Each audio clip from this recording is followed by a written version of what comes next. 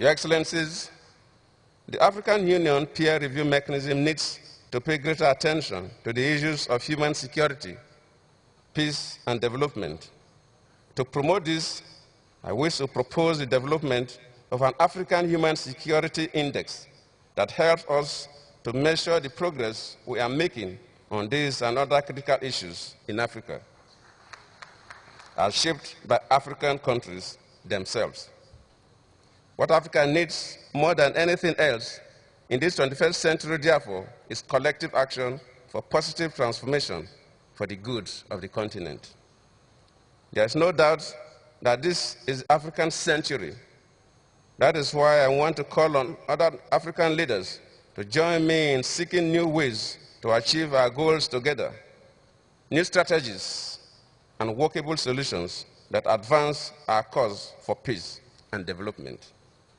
Let us work towards an Africa where of extremist ideology.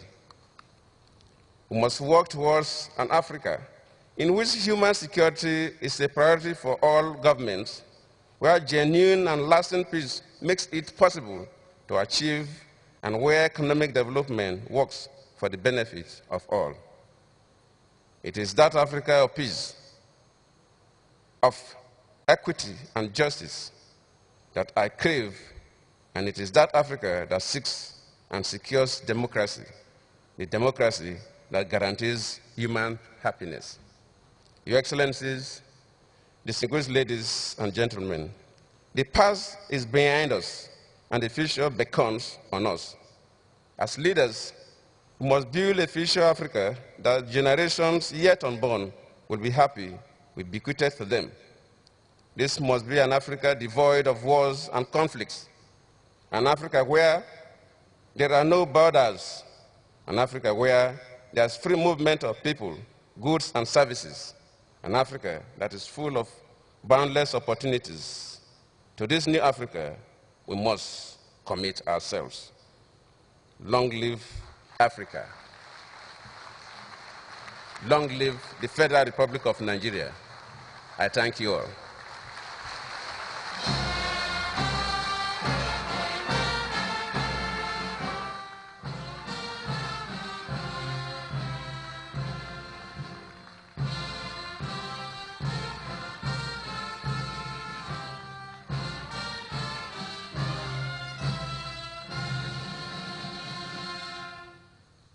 In an electrifying speech, President Jammeh paid tribute to Nigeria for its leadership role in the pursuance of peace and security in the sub-region and beyond.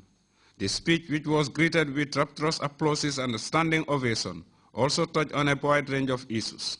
Bismillahirrahmanirrahim. Alhamdulillah Rabbil Alameen. Alhamdulillah Rabbil Alameen. Alhamdulillah Rabbil Alameen. Alhamdulillah Rabbil Alameen. Your Excellency, Dr. Goodluck Ebele Jonathan, President and Commander-in-Chief of the Federal Republic of Nigeria, Your Excellency, fellow heads of state and government, distinguished delegates, ladies and gentlemen. It is with immense joy and pride that I congratulate my brother, His Excellency, Dr. Goodluck Jonathan, the government and the valiant people of Nigeria, Federal Republic of Nigeria, on the auspicious occasion of your centenary celebrations. Let me also use this occasion to convey our deep condolences, not only on behalf of my government and my humble self, but on behalf of the entire population of the Gambia, for the tragic loss of young, precious lives at the hands of terrorists and extremists. My delegation appreciates the warm hospitality and the excellent facilities put at our disposal for this all-important event. I wish to express our gratitude to the government and people of Nigeria for taking this bold and Pan-Africanist initiative to host a summit on such a critical and long overdue theme at this crucial milestone in the evolution of Nigeria as a geopolitical powerhouse and in our common journey as Africans about more than half a century since the advent of independence from colonial domination. I commend Nigeria for the leadership role this great country has been playing in our pursuit of peace and security in Africa, especially in the ECOWAS sub-region. I recall that in May 2013, on the occasion of the 50th anniversary of the OAU-AU, we set ourselves the goal of ending all wars on the continent by 2020.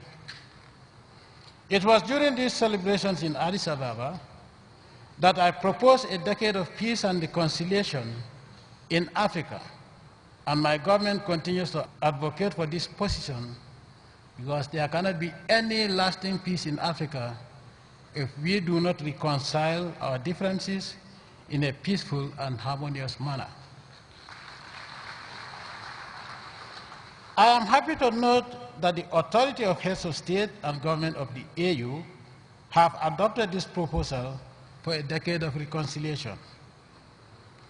Therefore, it is indeed fitting that Nigeria has chosen such an apt theme as human security, peace and development for this summit.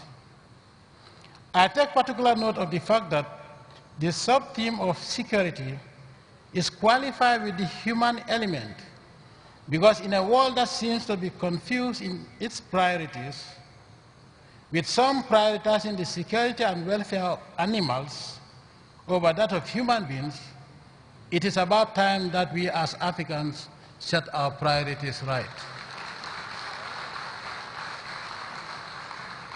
Human security cannot be attained if we do not go back to basics and reconnecting with our cultural and religious values.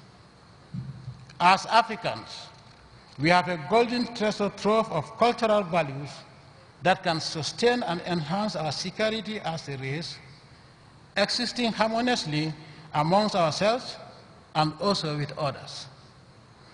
Therefore, we must reinforce our cultural renaissance by redefining our priorities both in terms of the content of educational curricula and the values we live for as individuals, societies, and nations.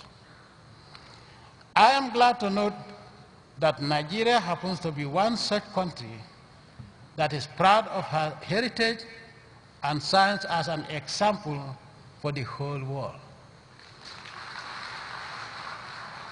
Your Excellencies, it is my ardent belief that negative external forces